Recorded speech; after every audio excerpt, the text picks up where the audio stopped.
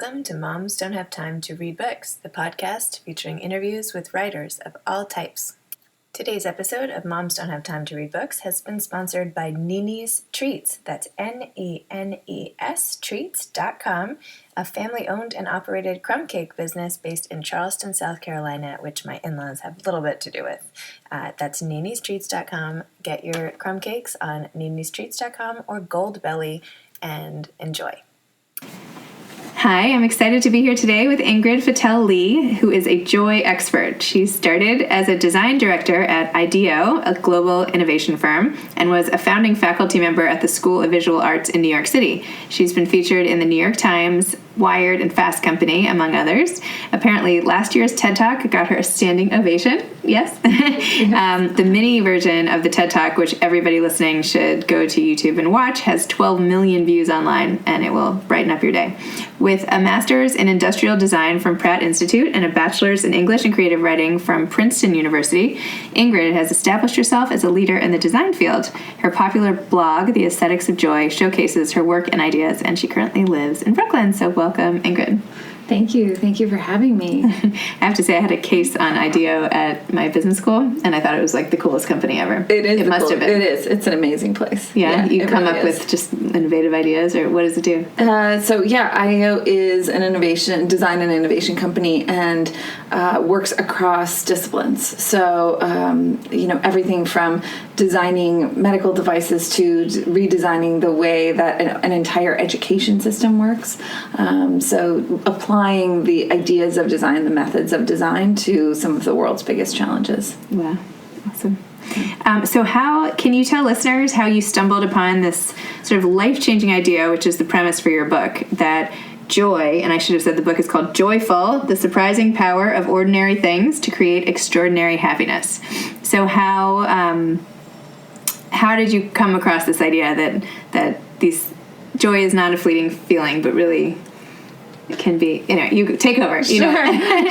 So I wasn't looking for this. This is something that sort of happened to me almost by accident. So I was in a design review. I was in my first year of design school, and I had just finished that first year. And at the end of the first year, they do this review where they make you take everything that you've made over the course of the year and sort of set it out so that professors can give you feedback on it. And it is sort of this grueling, you prepare and you lay everything out and you're so nervous. And I think the bar for like a good one of those reviews is like if you don't leave in tears, It's like, what's like a good one? So I was standing there and of course really nervous and terrified. And then one of the professors says, "Your work gives me a feeling of joy."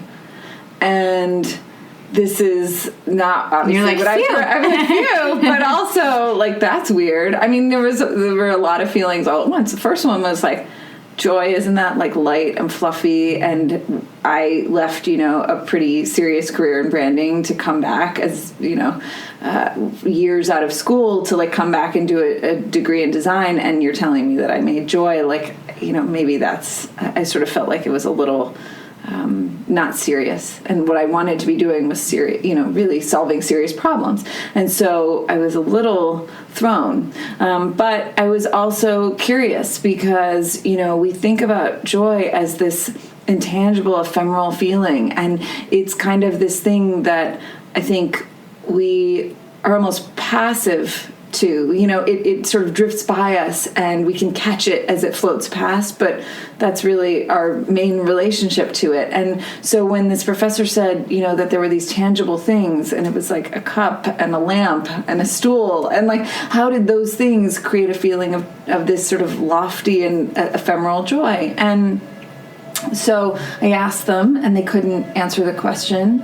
And this sort of sent me off on this journey, and looking at the things, like if I were standing there looking at it, would I be able to see what they were talking about, or were you completely blindsided by this comment? I was pretty blindsided by the comment because I had not tried to create joy. Obviously, I was trying to make serious things. So, for example, the stool. Like, what did they cut? Yeah, the stool was designed to help people with balance issues. It had foam and sort of layers of foam, and it moved. And now that the other thing is, like, you have to remember, first year of design school, nothing looked very good. Okay. You know, so the professors were sort of like seeing things that maybe, you know, I mean, I don't even have good pictures of them, which is funny because, you know, you're so embarrassed of the first things you make in school that, you know, you don't even save the photos. You're just like, oh, that was terrible, you know.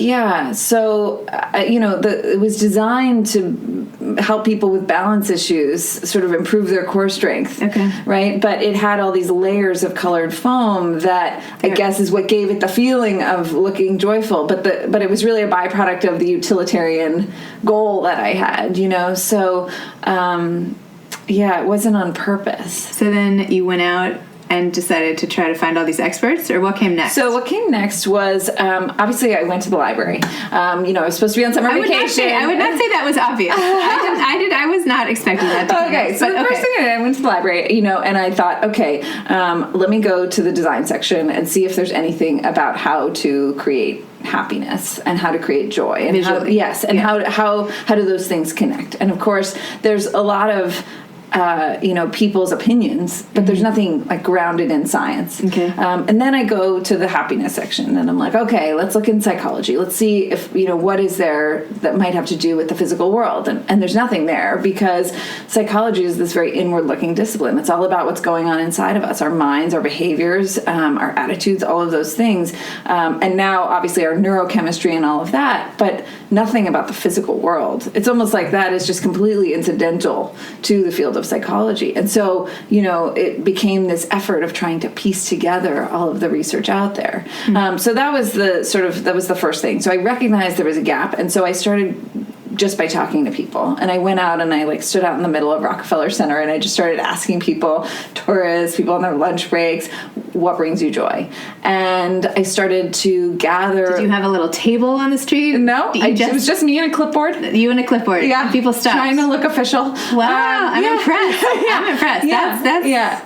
It's just, a you know, bold move in New York City. But, you know, when you're talking to people about joy, it's a lot easier because most people are happy to talk about joy. They're a little reserved at first, and then when you're like, I just want to talk to you about joy, you know, that's it. It's actually a lot easier. So I started making lists of the things that people would say. And some of the things were personal, you know, and we all have these sort of individual things that are quirky. And, you know, it's like the T-shirt from the Fish Show from 10 years ago that was like, you know, have great memories of it and no one else would understand why that's joyful. Right.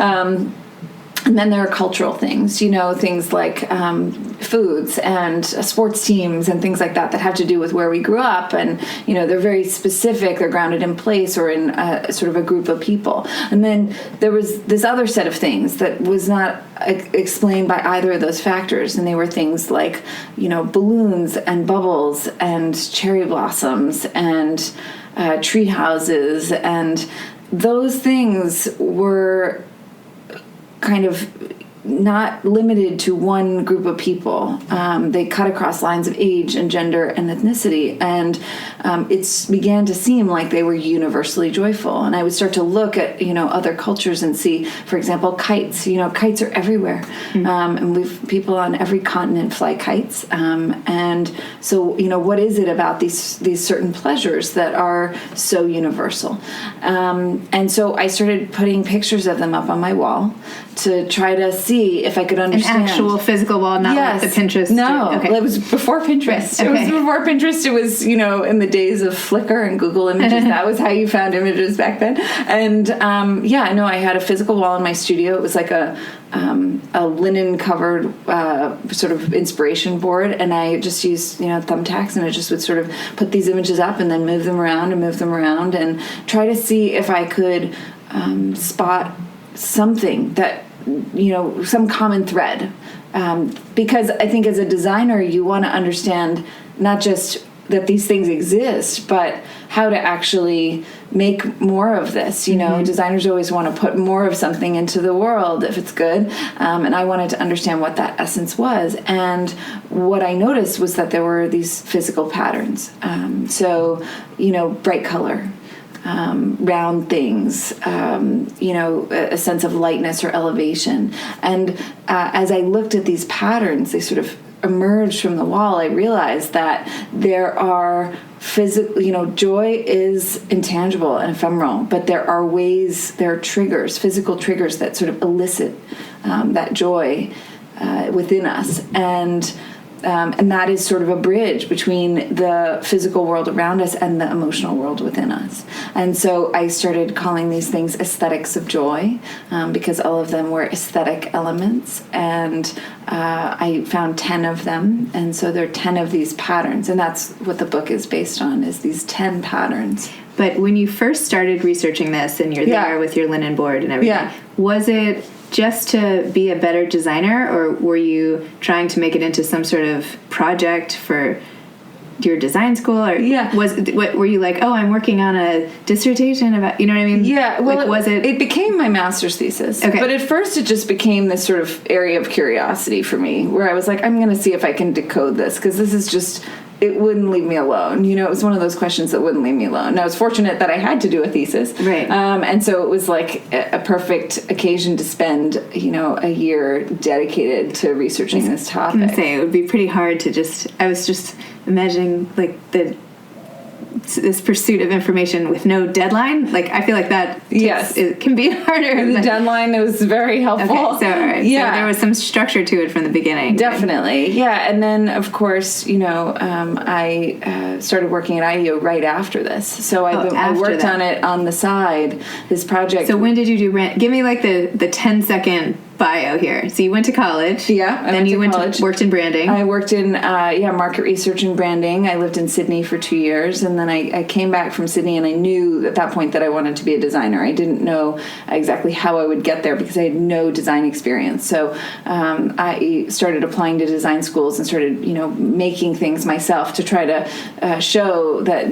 taking drawing classes and things like that to sort of improve my tangible skills. And I ended up getting into Pratt, and so I went there, and then I left Pratt the day that I presented this work as my thesis. I got the offer to join IDEO, and so I spent 6 years at IDEO, and all along the time that I was at IDEO, I was working on this on mornings and weekends, and wow, yeah. And were you trying to bring these concepts into your work at IDEO? Yeah, to some extent, yes. There are always intersections and places that you can infuse that. But it's also, you are trying to find I was still trying to sort of develop the principles. And so at times there would be opportunities to test that. I think the biggest thing that helped me during that period was I spent a lot of time in people's homes and in their workplaces and in call centers. And, because I was doing a lot of ethnographic research, so I was seeing how people lived. And so in a way I was sort of seeing I talk a little bit about the lack of joy in some of the places that we spend a lot of our time, that these aesthetics of joy are very, present in certain places, but really absent in others. And the workplace is one of the places that it's really absent. And so spending a lot of time with people in their cubicles and in their conference rooms and in their, at call centers and out in the field, with people who have more like out in the world kinds of jobs, you see that that joy is missing. And so that was sort of it raised the importance of this for me. Huh. Yeah, in your in the TED Talk, you showed all these slides of all these happy things like balloons and confetti and whatever, and bubbles and happiness and color. And then your next slide is of like these drab hallways and office conference rooms, and you're like, why do we live? Exactly. Why do we live like this? Why do we live like this? And there are reasons. What are the reasons? I mean, the reasons have to do with the fact that we are, as a culture, we sort of suppress joy. We hold ourselves back from joy. And the reason is that, we sort of feel like joy is something we're supposed to grow out of as we get older.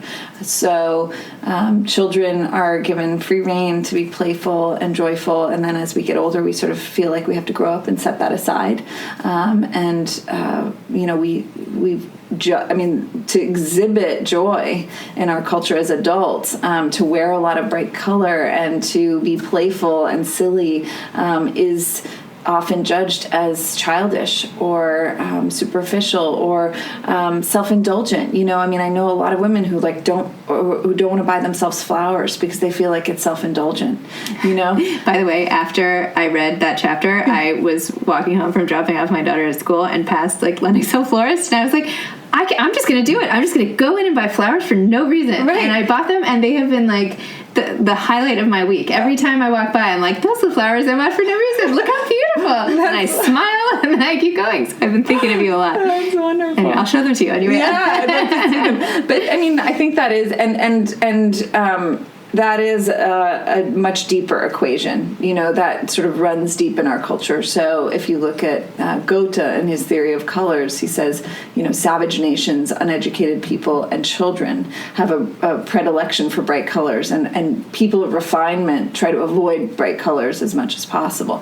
So this equation between, the visual signs of joy and to be ignorant, to be, immature, to be primitive and savage, that is, it sort of has colonialist era overtones, but that is a sort of a kind of baggage that has followed us into the present day. And so when you look at the world that we have built, we've built a world that sort of separates joy out from the rest of life. So there are sort of circumscribed spaces for joy. We have joy in parks, we have joy in playgrounds, we have joy in amusement parks and resorts, hotels and resorts.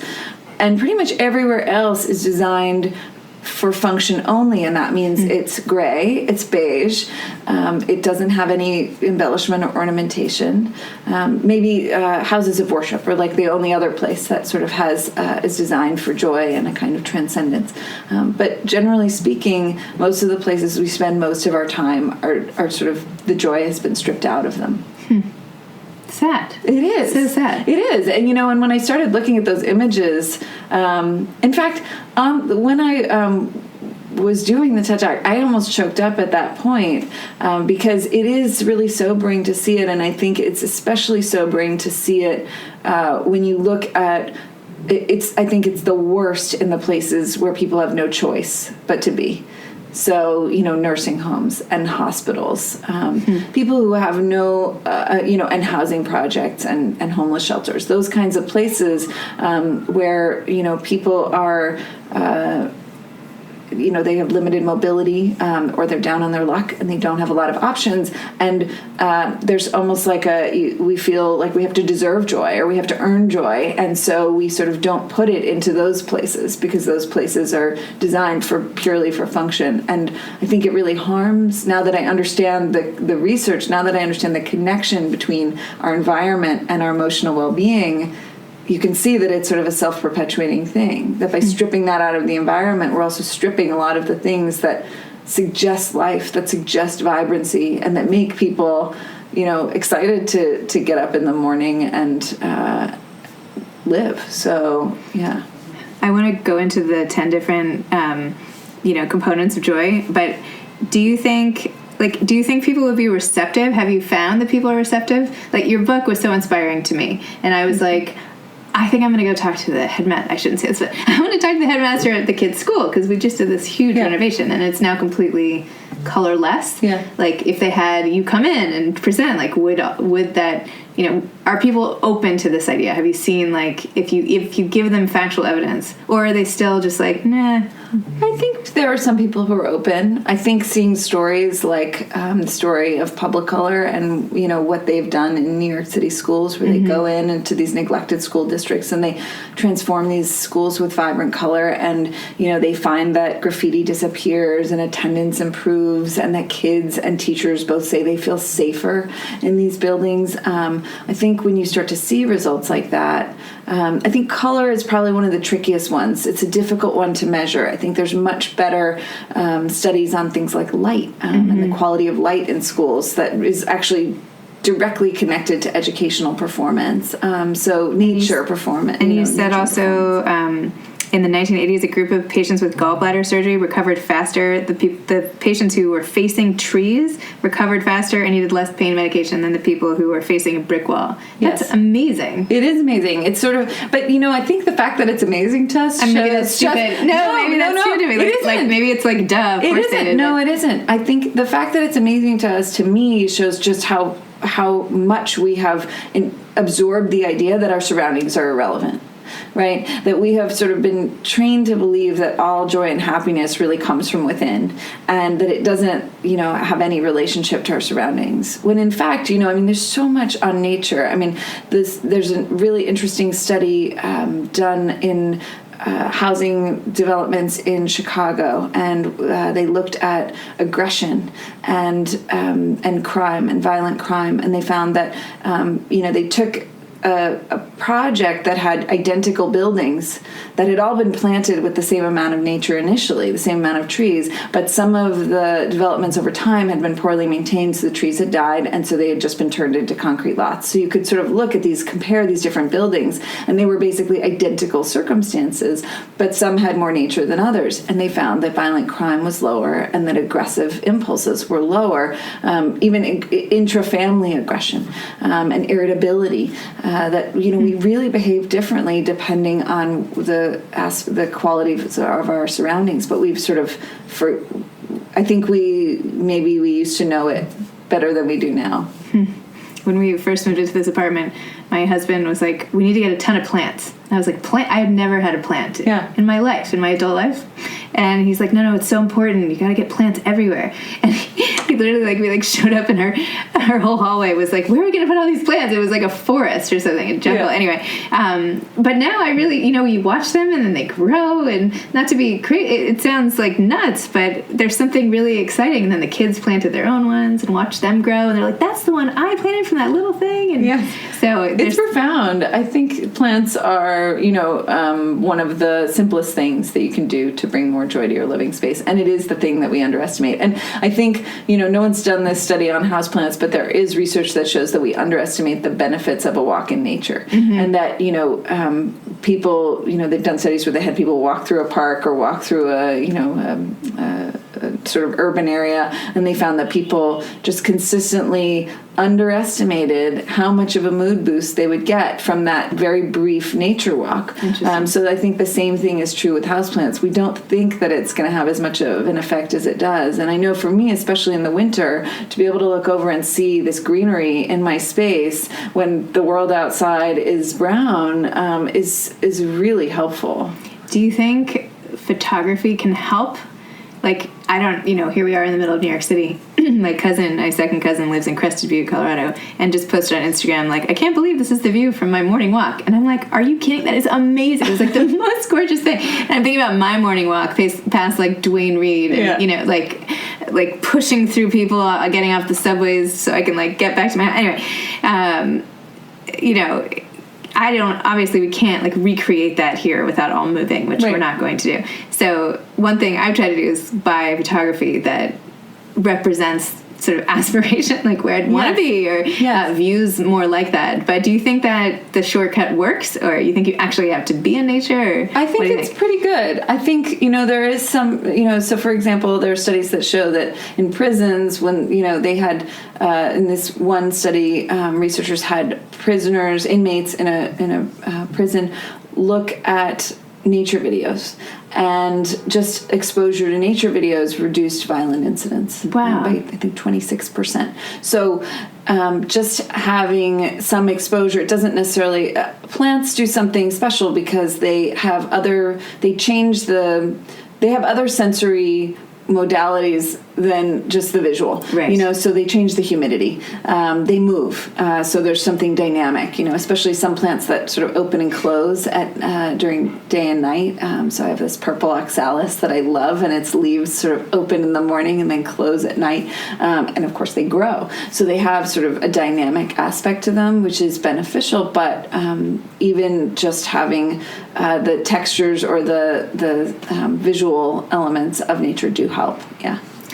So let's talk about the 10 components of joy Sure. that you list in the book. And thank you for all the worksheets in the back, by the way. That's also amazing. So if you're buying the book, don't forget in the back that there's a list in case you forget or you need examples. But so the components of joy are energy, abundance, freedom, harmony, play, surprise, transcendence, magic, celebration, and renewal.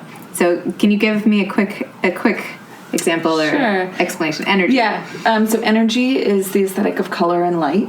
It's obviously the first thing that we see when, looking at joy. I mean, people just immediately go to bright color, and celebrations around the world always have. It almost seems like the brighter the colors, the more intense the joy.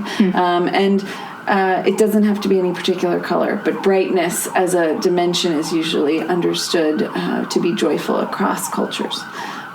So energy. Abundance. So abundance is the aesthetic of multiplicity and variety. It's like confetti. So, when you have one confetto, which is the singular of confetti, one confetto isn't very joyful, but when you multiply it, suddenly it becomes joyful. And so polka dots are another example of this phenomenon, where it's just one circle, but when you multiply it, it's suddenly joyful. Freedom. So freedom is what we were just talking about with all the plants and the nature. So it's the aesthetics of nature and open space and wildness, and why we're particularly attracted to those things. Harmony. So harmony. It's a quiz. Speed quiz. Yeah, I know, it's fun. It's speed round. So if you've ever been found joy in like a perfectly organized closet. Yes. Yes, that is harmony aesthetic. So harmony is all about symmetry and balance and repeating patterns.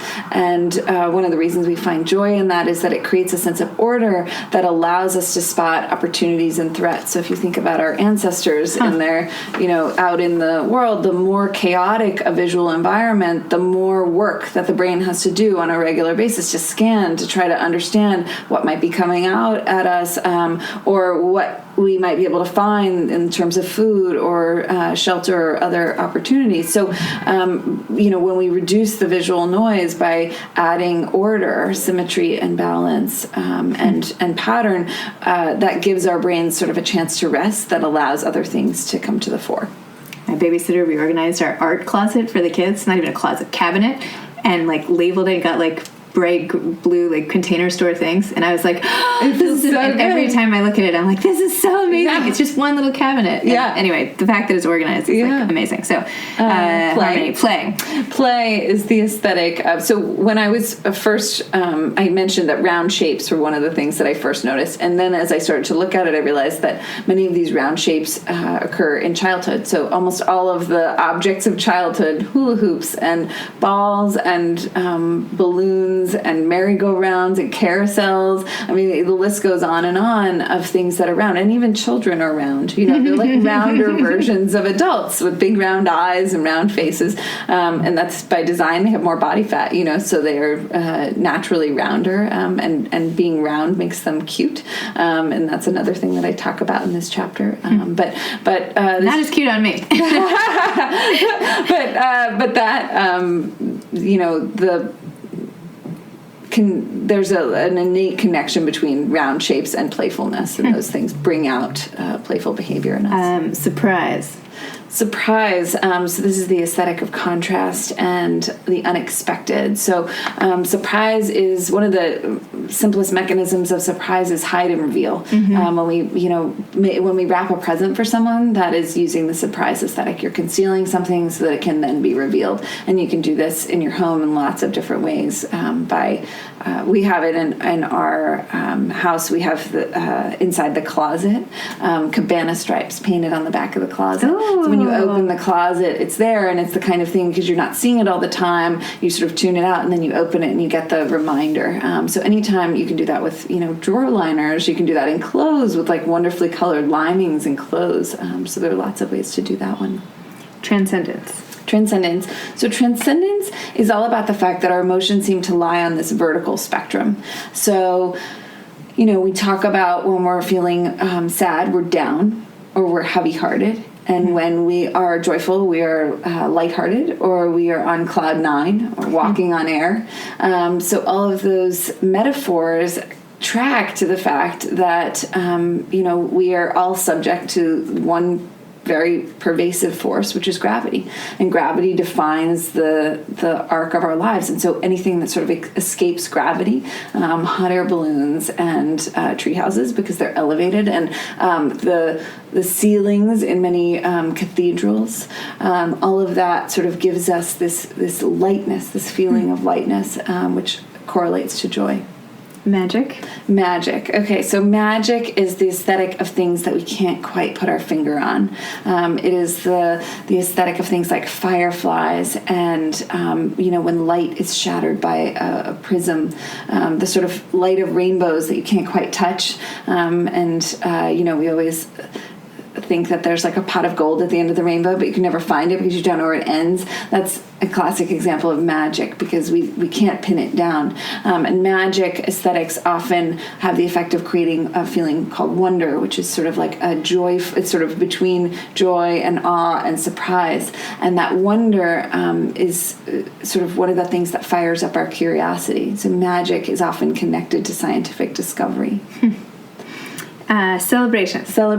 So celebration is the aesthetic of what happens when people come together in joy. So joy is a highly contagious emotion, and when we celebrate, we are sort of transmitting joy to each other and among each other. And so that aesthetic, one of the main things is bursting shapes. Mm-hmm. So our bodies burst open, and if you ever see fans at a sports game, when their team scores, their arms go up and their bodies sort of open up, and we often find other things that pop or burst in celebratory contexts, like champagne and fireworks and sparklers all have these radiating or popping shapes.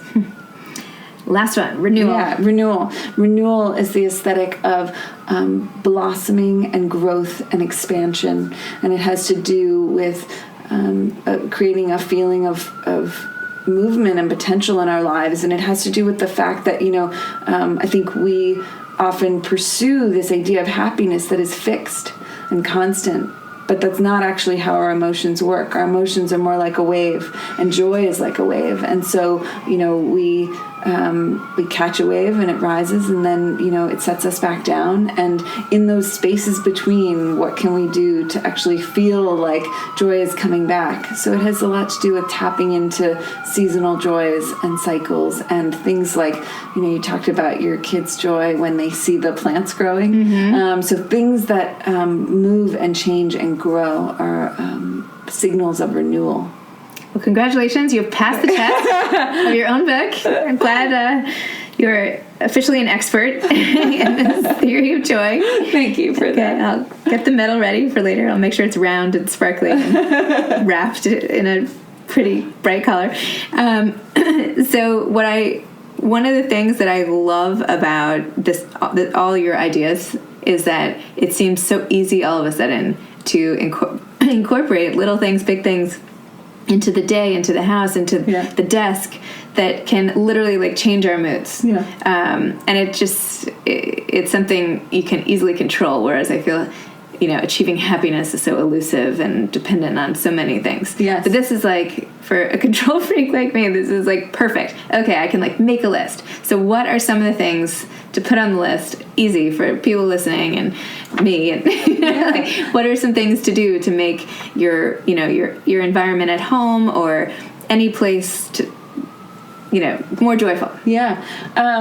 It's a good point. I do feel like, right now, maybe it's the past 10 years, what we've been sort of taught about happiness has made it feel really hard. It's made it feel like, it has to be a discipline and a practice, as opposed to actually letting ourselves feel something, mm-hmm. and creating the conditions to make it easy to feel something. Mm-hmm. So I think, there's so many things. One, obviously, color. I think, a lot of us have, I know for me, certainly with my wardrobe, I went through a phase where I wore only black and gray because it was easy and it all matched and it was simple. But just bringing color back into my wardrobe, bringing a little bit of it into my home, Painting your front door, I think, is a really good one. Anything in your entryway has extra impact because it's the last thing you see before you go out into the world, and it's the first thing you see when you come home. And so that has sort of knock-on effects for how you face the world, and then how you face your family at night when you come home. So having joy there, I can't paint my front door in my apartment building, but I have a light fixture that is made of different, it's like bubbles of different colors of glass, and it casts reflections onto the walls around.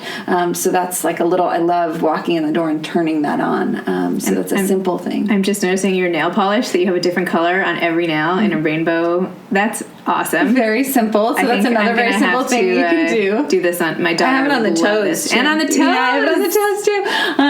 Yeah, that's a simple thing I started doing because, you're sitting at your computer and you're looking at this thing all day, and, you look down at the keys, and it's nice to see this sort of little, it's like confetti. It's a little piece of abundance. We talked about plants. I think that's obviously one of the most important things you can do.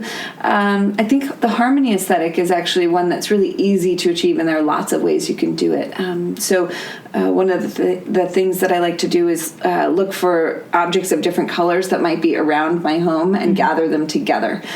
So, if you have 3 blue books, and I remember there was a period of time I had 2 blue matchbooks from a restaurant, and I had, a candle, and I sort of brought them together, and all of a sudden it was this cohesive thing. It was just, when they were all separated, they looked like junk. But when you bring things together that have some common element, they look joyful. Similarly, I think you can do that with things that things that you collect or things that you find by arranging them in a grid, even if it's just sort of out on a tabletop somewhere. If you find pine cones or fall leaves or whatever it is, and actually just sort of lay them out, with an attention to their commonalities, and using sort of,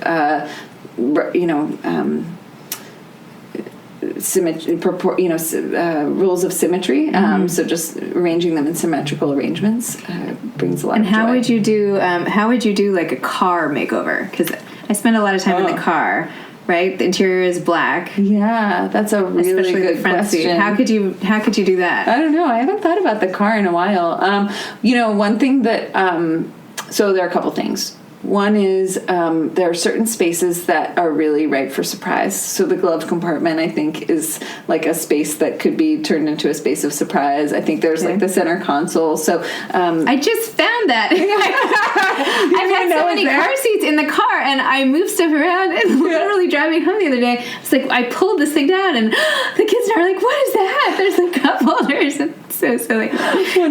One of the things that I love to do is actually hide little souvenirs I hide them in my coat pocket. So if I'm taking a walk on the beach and I have a vest on, I'll put a shell in there, and then the next time I put it on, I sort of find that shell. So I think you can do the same thing in the car, is sort of like hide little things so that you see them and they bring you joy.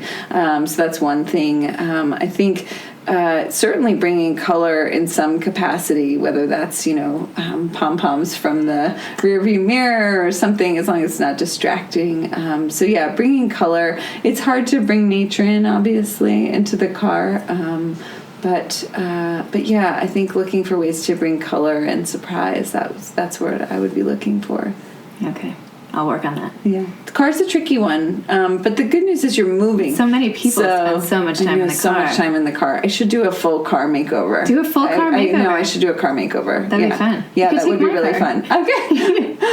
Deal. We'll do it. Kids would love it. It would be so fun. Yeah, well, maybe. Really Let me check with my husband.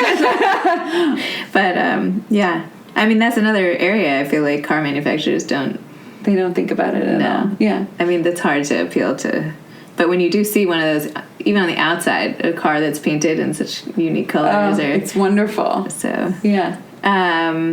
So let's go back to the book, if you don't mind. I'm really curious how this happened. Yeah. So you had the blog. Did someone just say, amazing ideas, will you write a book? Or did you decide to write a book? That's what not happened? Did they roll a red carpet? I know that a lot of people that happens that was not how this happened. I knew that I wanted to write a book because I knew that, I was blogging about this and I was writing about it on a regular basis. But when you have sort of an overarching framework and you have a lot of research, it's hard to communicate the overall idea. So you're just communicating in little pieces, and it's hard for anyone to understand the full breadth of it. So I knew that I wanted to write a book. I really felt like what I had uncovered helped me see the world in a different way, and I wanted other people to have that. So what I started doing was I started just gathering research. I would read books, and then I would, see things. I had another inspiration board where I had these little files for my index cards, and I would take notes on index cards and gather them for each aesthetic as I was seeing it. And I did that for, 8 years. I mean, for a really long time, that process went on. And eventually, one thing led to another. I found a really great agent who understood the book. But I think, I'm really grateful that I waited, because had I sort of pushed to write this sooner, I don't think it would have been as rich. I wouldn't have had so much of a book like this, because it's a different lens on something that everyone... It's just about the world around us. And it's about happiness and joy. And these are things that we all have a lot of, first of all, we all have our own experience of the world. So that's sort of natural to us. And we all have, we've all read a ton about happiness, whether we want to or not. It's in the newspaper. It's everywhere we look. So to have a book like this that sort of connects the two, it takes a while to find the stories. So it takes a while to find, for example, that like Florence Nightingale believed in this. I didn't know that. And I didn't find that till like year 9, that I was working on this. So it was really a process of gathering. And eventually I found the right agent, I found the right publisher, and at that point it felt right to sort of bring it into the world and divert my focus to it full time. And so is that what you're doing now? Yeah, so I'm focused on really thinking about how to scale and connect, right? So this idea, I think there are a lot of people out there doing things in schools, in hospitals, who are sort of starting to see the need for this, but who maybe don't have access to this research because the research has been in many, many different labs. So trying to bring that together, looking at how to bring this deeper into the field of design, and then how to, it may be through courses, I'm not sure yet, but I think there's going to be an educational component, and I think there's going to be a product component, because for me, yes, I'm excited to get back to my design roots and actually start putting some of what's in here into practice. That would be great. Yeah. So I feel like this is like going to be a revolutionary thing. I hope that everybody, I'm sure they will, but I really want people to read this book and like get on board with this, because it's just going to make all of us smile. And what's better than that?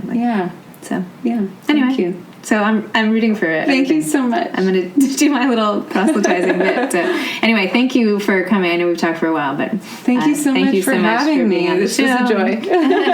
Okay, so by Joyful, The Surprising Power of Ordinary Things to Create Extraordinary Happiness by Ingrid Fetell Lee. Okay, thanks. Bye. Today's episode has been sponsored by Nene's Treats, Nenes, Nene's Treats. Available online and also at goldbelly.com. You won't leave a crumb. Try these delicious crumb cakes.